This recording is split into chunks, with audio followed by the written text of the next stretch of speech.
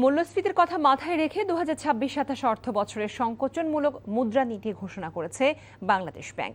এ সময় গভর্নর মোস্তাকুর রহমান জানান, ব্যাংক খাতে খেলাপি ঋণ কমাতে কঠোর ভূমিকায় থাকবে কেন্দ্রীয় ব্যাংক।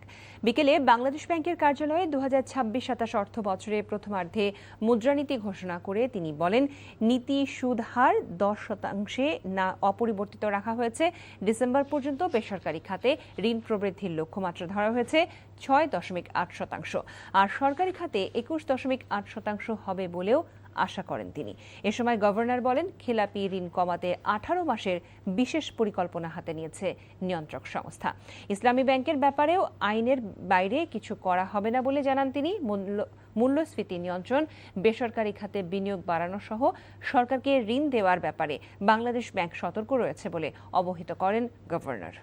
প্রতি সপ্তাহে সর্বোচ্চবার বিকাশ পেমেন্টে 50 জন হবেন পেমেন্ট চ্যাম্পিয়ন। জিতে নিন টিভি সহ আকর্ষণীয় সব প্রাইজ।